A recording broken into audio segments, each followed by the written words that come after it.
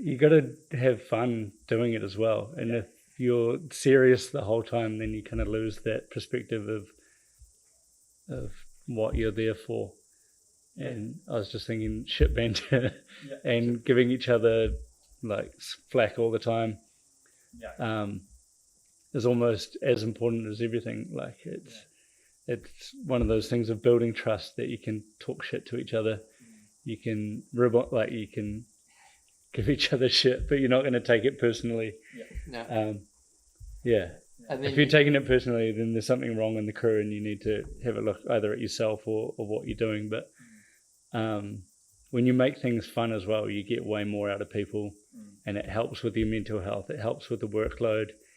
Like if you're under a stressful situation and everyone's just zoned in and not talking, then it becomes really sterile and boring. But if everyone's laughing and joking and giving each other shit the whole time, then all of a sudden this huge task becomes something smaller and seems way more achievable and takes kind of the stress out of it.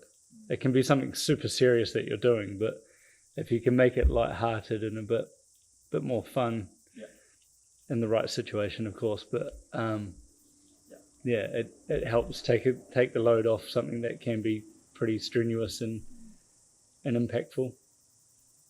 But if someone's not giving you shit, it's probably because they don't like you. But Well, there's a lot of people don't like me then. No, he's quite right, and it's. I mean, we talk about black humour to help us get through stressful situations, but it is, you get to know how a person reacts, and that by a lot of cases the banter. Sometimes you might overstep the mark, and you think, oh, just gone a bit too far. In which case, you can just turn around, hey, sorry, it was all, and they know it, but they'll try and push the borax at you a little bit later on and see how you perform. But that is a very enjoyable part of them. And if you give it, you got to be able to take it too. That's it. And if you can't take it, don't give it, because it's going to come back double fold. I just think it's hugely important, and it can help you. Again, it's the culture as well, but it can help you through some hard times. And it can also get the best out of you. Like you feel like you're part of the crew, you feel like you're part of the team, and you will push harder, or you'll work harder to achieve that common goal. If you feel like you're on the lay side the whole time, then you start wondering why, and you can go down the wrong path. But got to make hard things fun. And how do you counter that? If you I guess I feel like there must be a few people, and I guess in some cases even myself, where I could relate to maybe, in some places I'm just not good at banter. Like it just doesn't even occur to me.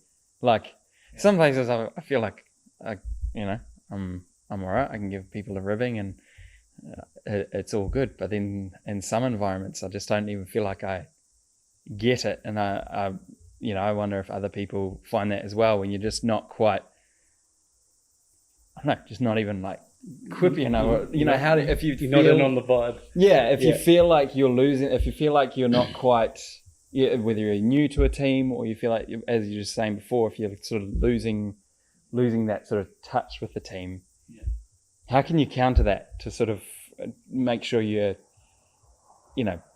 back up on the horse and tucking into the team? It's a hard one. I've definitely been in that situation a lot, especially when you're tired and you're grumpy and you're probably not involved. But sometimes not saying anything is just as important as trying to say everything.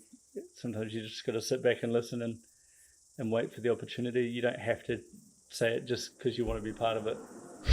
That comes across worse. It seems almost forced. So patience is one, I guess. I don't know, it's all about timing, I guess. And there are people who are absolutely brilliant at banter. And by my nature I'm not one of those. But I guess the fact that you're there in a light-hearted atmosphere, you're all together, and the banter might be going between the two and others around laughing, you are part of that banter. Yeah. Okay. Yeah. You know, and you might get one line in, Yeah. and you think, and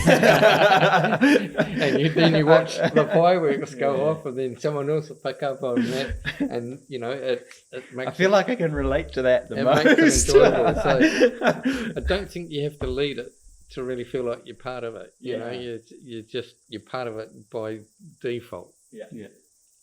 Because they're all having that time together, I guess. Yeah. I think sometimes you can just take the piss out of yourself as well. Like, sometimes people don't know if you can handle it. If you can't handle the banter and you can't handle being the piss taken out of you, then people aren't going to give it to you. Yeah. So it's about being able to take the seriousness off yourself, maybe show you're vulnerable and kind of buy into it. But Yeah, and if you're the first one to laugh at yourself, quite often might stop the others poking so much at you. Yeah. So you go, oh, I'm going to get him first.